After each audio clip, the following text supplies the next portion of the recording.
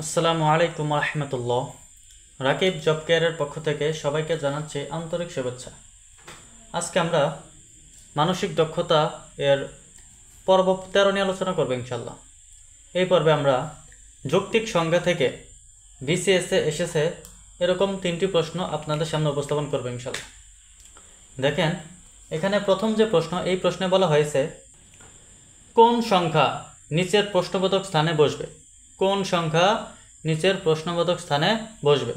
দেখেন, এখানে দেওয়া আছে 2 ভাগ, নিচে একটা প্রশ্নবোধক চিহ্ন দেওয়া আছে, এরপর এই পাশে এইখানে একটা প্রশ্নবোধক চিহ্ন দেওয়া আছে এবং নিচে 18 দেওয়া আছে।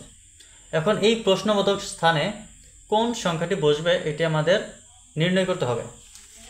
দেখেন, এটি নির্ণয় করা খুবই সহজ। আমরা যদি এই প্রশ্নবোধক স্থানে যে সংখ্যাটি বসবে সেই সংখ্যাটিকে আমরা যদি এক্স ধরে নিই, তাহলে আমরা এইখানে এই প্রশ্নবোধক স্থানের পরিবর্তে আমরা এখানে কি করব, 2 ভাগ এখানে এক্স বসাবো এবং এই পাশে এইখানে এক্স এবং নিচে 18। এখন আমরা যদি এরকম আর গুণ করি, এক্স আর এক্স যদি গুণ করি তাহলে হবে কি এক্স স্কোয়ার, এবং এই পাশে হবে 2 আর 18 গুণ করলে হয় 36।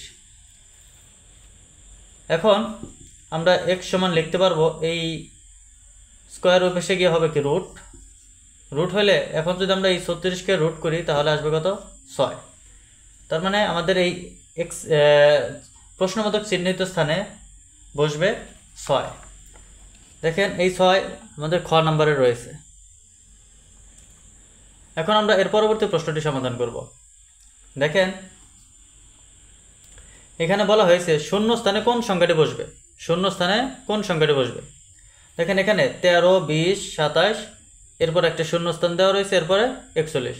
এখন এখানে বলা হয়েছে শূন্য স্থানে কোন সংখ্যাটি বসবে। দেখেন, এখানে আমি প্রথমেই সংখ্যাগুলো লিখে নেব।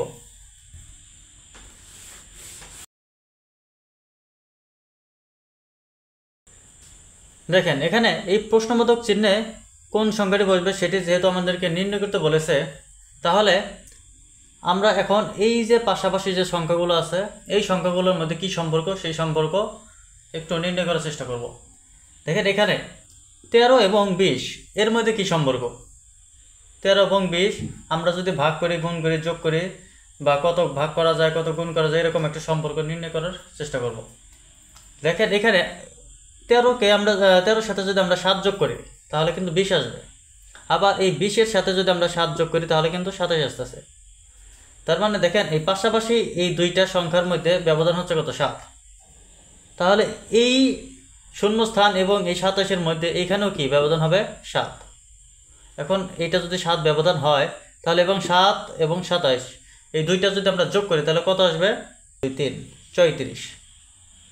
দেখেন, এটি আসলে ঠিক আছে কিনা এটি যদি আমরা প্রমাণ করতে চাই তাহলে এইখানে অবশ্যই কি 7 ব্যবধান হবে।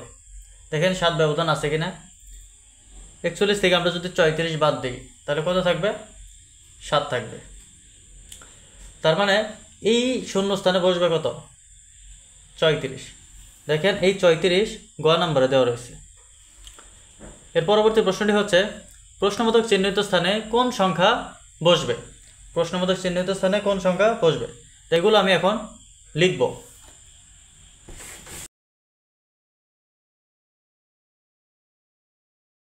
একটা কোশ্চেন মার্ক দেওয়া রয়েছে। এখন এই যে প্রশ্নবোধক চিহ্ন, এই প্রশ্নবোধক চিহ্নে কত বসবে সেটা আমাদের নির্ণয় করতে বলেছে। দেখেন, এখানে 3টি প্যাটার্ন দেওয়া রয়েছে, এখানে একটা, এখানে একটা, এখানে একটা।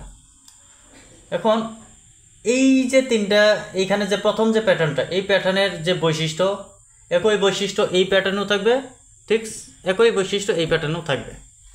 তাহলে দেখেন, এইখানে যে 3টা সংখ্যা, এই 3টা সংখ্যার মধ্যে কি সম্পর্ক রয়েছে আমরা একটু চিন্তা করি।